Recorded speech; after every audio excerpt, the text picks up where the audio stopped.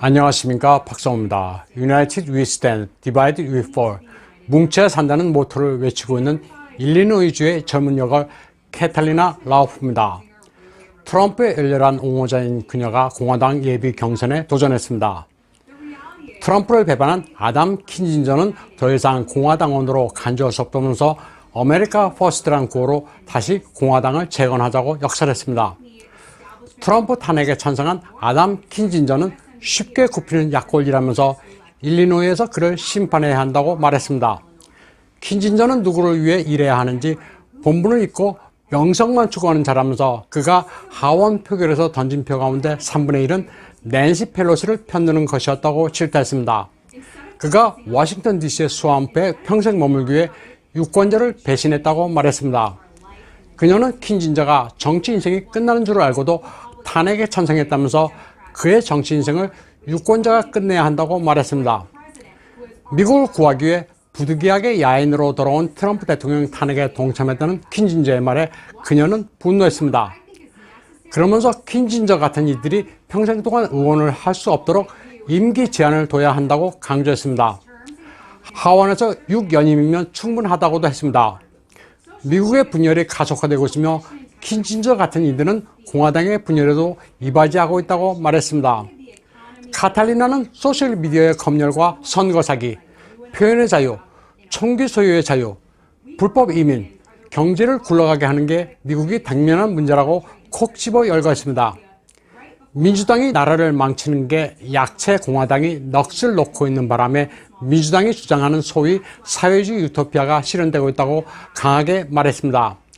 카탈리나는 할 말을 하겠다면서 위더 피플을 경시하는 이들을 거부해야 한다고 말했습니다. 카탈리나는 자신 같은 이야말로 진정한 아메리카 드림을 추구할 자격이 있다면서 미국을 위해 투쟁할 것이라고 말했습니다.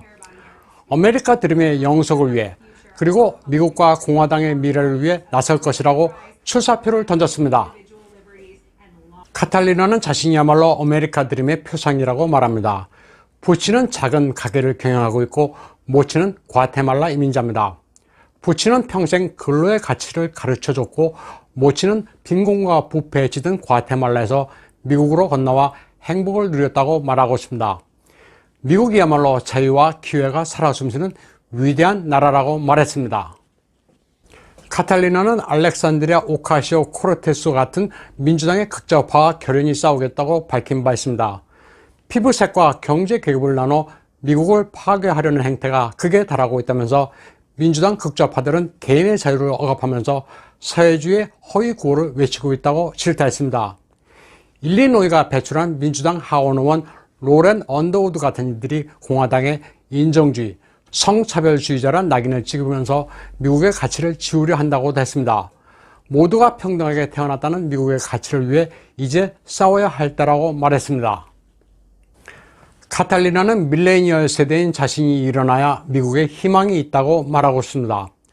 트럼프가 권좌에서 일단 밀려나긴 했지만 미국은 이처럼 제대로 된 가치관을 가진 이들이 많습니다. 그녀는 근로의 가치를 알기에 소규모 사용업자를 위한 정책을 제시합니다.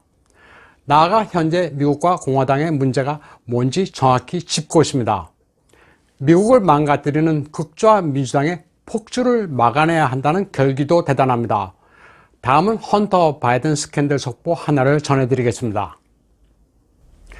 데일리 메일에 따르면 헌터 바이든은 죽은 형 보 바이든의 부인과 부적절한 관계를 맺으면서 동시에 형수의 언니와도 연애하고 있었다고 전했습니다. 형인 보 바이든이 뇌암으로 숨진 2015년 미망인이 된 형수 헤일리의 친언니 엘리자베스 세컨디와 사랑하는 관계였으며 세컨디는 헌터를 왕자님이라고 불렀다고 보도했습니다. 당시 세컨디는 남편 조엘과의 사이에 3자녀를 두고 있었습니다. 이 일로 세컨디는 결국 그의 남편과 이혼했습니다. 올해 51살의 헌터는 2015년 첫 번째 부인 캐슬린과 결별하고 형수와 눈이 맞아 이듬해 결혼했습니다. 조 바이든은 형수와 결혼한 헌터를 정식으로 축하했습니다. 데일리 메일이 하드 드라이브에서 입수한 자료에 따르면 헌터는 헤일리와 부인에 빠졌으면서도 세컨디와 음란한 메시지를 주고받았습니다. 또 그녀와 함께 살림을 차릴 집을 렌트도 한 것으로 나타났습니다. 헌터는 결국 형수 헤일리와도 이혼했습니다. 그리고 2019년에는 남아공 출신 모델 멜리사와 만나 다시 결혼을 합니다. 그리고 2020년에 아들을 출산하자 죽은 형의 이름을 그대로 따서 보 바이든이란 이름을 지어줍니다. 그런데 헌터의 스캔들은 이것뿐만이 아니었습니다. 워싱턴 DC의 한 클럽에서 만난 런던 로버츠란 스트리퍼 사이에서도 사생활을 하나 둡니다. 헌터 바이든은 친자임을 부정했습니다. 결국 DNA 검사가 나왔지만 양육비 지불을 거부합니다. 판사는 헌터가 할리우드에 매월 12,000달러의 집을 렌트에 거주하고 있는 데다 포르쉐 파나메라를 몰고 다닌다는 사실을 알고 헌터를 압박하는 식으로 런던 로버츠를 도와줍니다.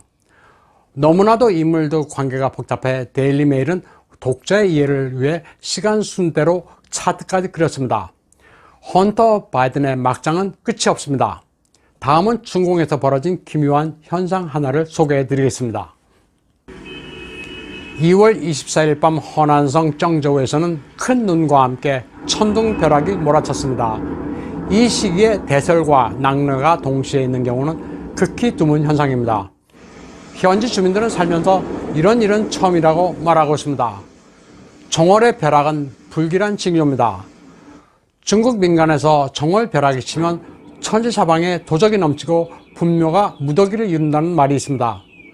또한 정월의 벼락이 치면 백성들은 취사를 하지 못하고 상사와 역병이 발생한다는 말도 있습니다. 만물이 소생해야 할 정월에 큰 눈에다 벼락까지 치면 그 해는 기아가 발생하고 백성들은 먹고 살 게 없어 도적이 된다는 속설이 전해 내려오고 있습니다. 오늘 방송은 여기까지 하겠습니다. 시청해주신 여러분 감사합니다.